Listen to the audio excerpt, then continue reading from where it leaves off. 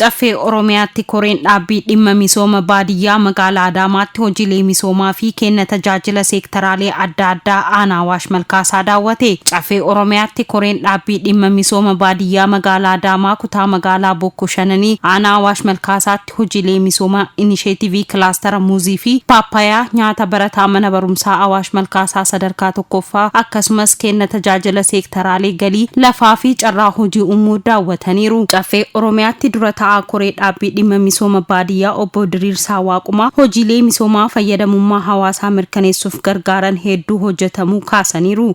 Magaalaa Adaamaatti koreen argame koree dhaabbii dhimma misooma baadiyyaa Caffee Oromiyaati.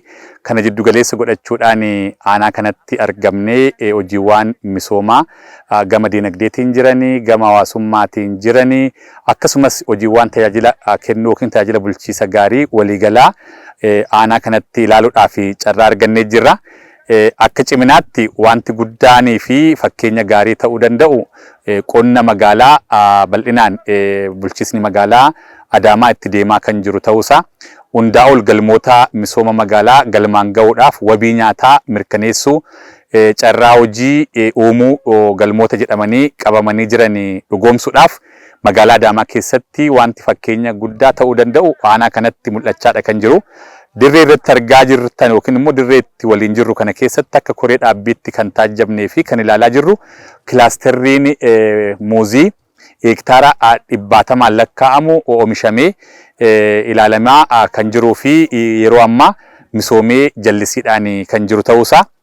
Kun yeroo muraasa keessatti qaqqabee nyaataa fi yeroo qaqqabu akka biyyaattis akka magaalaattis rakkoo dhiyeessii nyaataa sadarkaa adda addaatti jiru manneen barumsaa keessatti haa jennu, magaalaa keessatti haa jennu, qaala'insa gabaa hir'isuu keessatti bakka olaanaa akka qabu mirkaneeffachuu dandeenyee jirra. Kun akka ciminaatti itti fufee deemuu qabaa dhaamsa jedhuu fi yaada jedhu qabna. Muuzii qofa otoo hin taane akkuma agartu kana avokaadonis paappaayyeenis bifa adda addaatiin kilaasterii kana keessatti tokkoffaa waldaadhaan ijoollee carraa hojii hin qabne carraan hojiin irratti uumamee jira. Kan biraa immoo badhaadhina maatiitiin hojiin hojjetamaa jiru jira. Akkasumas humna walootiin hojiin hojjetamaa jiru jira. Hojiin kun daran cimee yoo itti fufee karoora mootummaan jijjiiramaa baasee deemaa jiru kana yeroo dhiyootti dhugoomsuun milkeessuun fayyadamummaa uummata keenyaa milkeessuun akka danda'amu gabaasa barreeffamaatiin olitti qabatamaan ilaaluudhaaf carraa argannee jirra jechaadha. Haa ta'u malee qulqullina magaalaa ciccitiinsa nyaata barataa tajaajila dijitaaleessuu carraa hojii bal'aa uumuu irratti hanqinoonni jiraachuu dubbatan. Dhimmoonni fooyya'uu qabanii fi ammas itti hojjetamuu qabu jennee ilaallee fi taajjabne tokkoffaan qulqullina magaalaati. Qulqullinni magaalli kun akka gabaasaanis nu dhiyaate nutis akka beeknutti yeroo dhiyoo baadiyyaadhaa bulchiisa magaalaa Adaamaa jala kutaa magaalaa galeedha, aanaa galeedha. Kana faana wal qabatee xiqqoo qulqullinni magaalaa keessa agarteetta yoo ta'e qarqara laga Awaash biratti tuurizimiidhaaf otoo mijachuu qabu naannoo sanatti gataan adda addaa akka jiru ilaaluun danda'amee jira. Bishaan guddaadha achi keessa kan jiru. Kanaaf kutaan magaalaas akkasumas aanaanis itti xiyyeeffatee tuurizimiidhaaf qopheessuu dargaggoon bakka oolu haala mijeessuun irra jiraata jenneeti amannaa. Akka qulqullina magaalaatti xiyyeeffannoo addaa barbaada.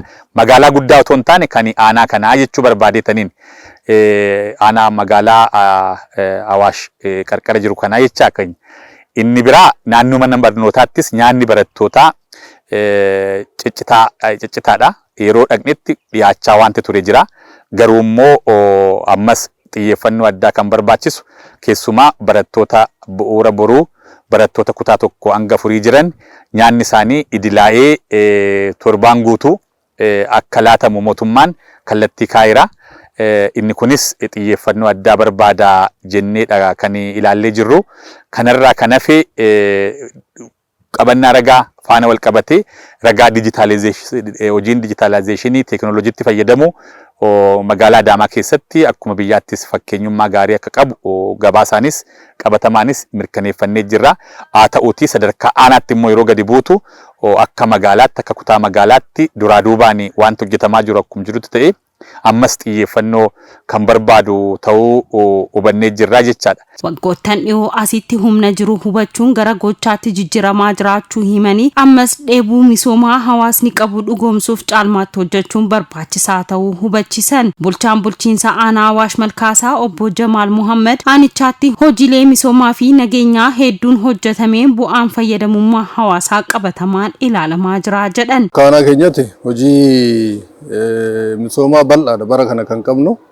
Tokko hirmaannaa ummataatiin mana barnoota bu'uuraa boruu karoorri keenya tokko raawwiin keenya lama jechuudha. Kan biraa dhimmi qaala'insa gabaa giddugaleessa godhate giddugala gabaa bal'aadha. Karoorri keenya 7 ammatti naannoo giddugala gabaa 5 xumurarra kan jiru ta'uu isaati.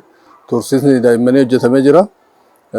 Kan biraa inisheetiiviin qonnaa kan beellada bal'inaan furdifni karoorri keenya naannoo 70ti dhibbaa olii raawwannee jirra jechuudha. Kan aannanis bal'inaan akkaataan itti deemnu jira. Qurxummii bal'inaan itti deemnee jira. Daawwannaa kanaanis hojiilee hojjetaman to'annoo fi hordoffiin godhamu isaa bu'aa caalmaaf kan nama kakaasu ta'uu dubbatan. Qaama sagalee mataa ofirraa qabuun akkatti ilaalamuun daraan borus caalmatti akka nu jajjabeessu kan godhu waan ta'eef koreen kun bifa kanaan gurmaa'ee dhufee hojii aanaa keenya keessatti hojjetame ilaalu mataa isaatiin akka ciminnaatti